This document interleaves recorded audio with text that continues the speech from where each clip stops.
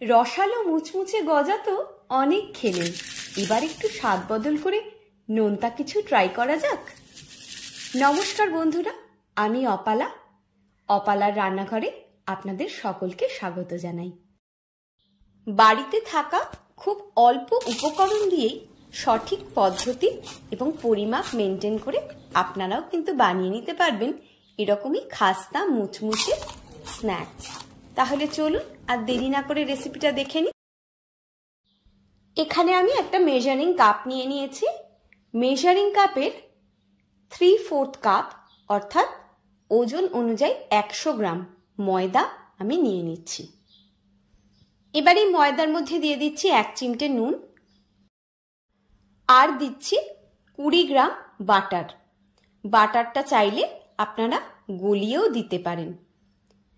এবার এই ময়দা, নুন আর বাটার তিনটেকে একসাথে ভালোভাবে আমি একটু মেখে নিচ্ছি। বাটারটাকে খুব সুন্দরভাবে ময়দার সঙ্গে মিশিয়ে নেওয়া হয়ে গিয়েছে। এবার জলের পরিমাপটা একটু দেখে নেওয়া যাক। এখানে আমি 40 ml মতন জল নিয়ে নিয়েছি, অর্থাৎ 100 গ্রাম ময়দার জন্য 20 গ্রাম বাটার নিয়েছি আর 40 ml জল নিয়েছি। এবার এই জলটা আমি এর মধ্যে ঢেলে দিলাম। এবার এই জলটা দিয়ে ময়দাটাকে ভালোভাবে একটু মেখে নিচ্ছি। আশা করি দেখে নিশ্চয়ই বুঝতে পারছেন ডোটা কেমন হয়েছে। এবার এটাকে আমি মিনিট 5 জন্য ঢাকা দিয়ে রেখে দিচ্ছি। 5 মিনিট পরে আরো 2-3 মিনিট আমি ভালোভাবে একটু এটাকে মেখে নিচ্ছি। দেখুন কত সফট মোলায়েম হয়েছে ডোটা। এবার এটাকে আমি 20 মিনিটের জন্য ঢাকা দিয়ে রেস্টে রেখে দিচ্ছি। 20 মিনিট পর ডোটা একেবারে সেট হয়ে গিয়েছে। এবার এটাকে বেলে নেওয়ার পালা। আমি একটুখানি কর্নফ্লাওয়ার ছড়িয়ে দিলাম। এবার লেচিটাকে একটু লম্বাটে টাইপের করে আমি এইভাবে লম্বা করে বেলে নিচ্ছি। যতটা সম্ভব টেনে টেনে লম্বা করে আমি বেলবো আর যতটা পারবো পাতলা করে বেলার চেষ্টা করতে হবে।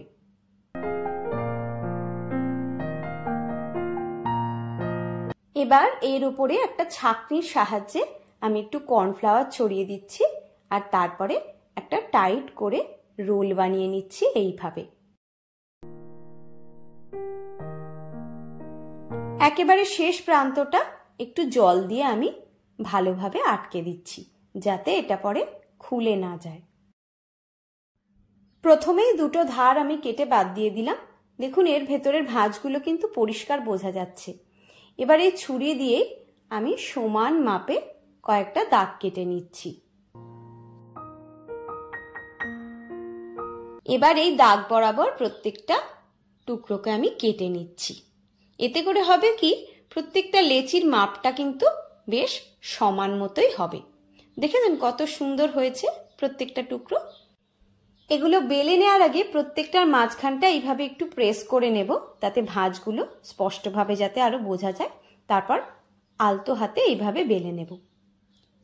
একইভাবে প্রত্যেকটা লেচিকে আমি কিন্তু বেলে নিচ্ছি। প্রত্যেকটা লেচি আমার বেলে নেওয়া হয়ে গিয়েছে। এবার আমি একটা ফ্রাইং প্যানে একটু তেল দিয়ে দিয়েছি। তেলটাকে মিডিয়াম আঁচে গরম করে নিয়েছি। তেলটা গরম হওয়ার পর আমি একটা একটা করে লেচি এর মধ্যে দিয়ে দিচ্ছি। আপনাদের দেখাবো কত সুন্দরভাবে এটা দেখুন খুলে যাবে। একটা কাঠির সাহায্যে এইভাবে একটু নাড়িয়ে নেবেন, তাহলেই দেখবেন প্রত্যেকটা ভাঁজ একেবারে স্পষ্টভাবে বোঝা যাচ্ছে। আচ্ছা, ভাজার সময় কিন্তু গ্যাসের ফ্লেমটাকে একেবারে লোতে রেখেছি। প্রথমে মিডিয়াম আঁচে আমি গরম করে নিয়েছিলাম, কিন্তু ভাজার সময় একেবারে লো ফ্লেমে করে তবেই ভাজছি। দেখুন এক এক করে প্রত্যেকটারই কি সুন্দর ভাঁজগুলো খুলে যাচ্ছে। আমি কিন্তু ডুবো তেলেও ভাজছি না, অর্ধেকটা ডুবে রয়েছে। দেখুন কত সুন্দর হয়েছে প্রত্যেকটা। একইভাবে সবগুলো আমি ভেজে নিয়েছি। রেসিপিটা সম্পূর্ণ দেখার জন্য অনেক ধন্যবাদ। সবাই ভালো থাকবেন, সুস্থ থাকবেন। আজ এই পর্যন্তই। পরের দিন আবার একটা নতুন রেসিপি নিয়ে আমি চলে আসবো। ততক্ষণের জন্য টাটা।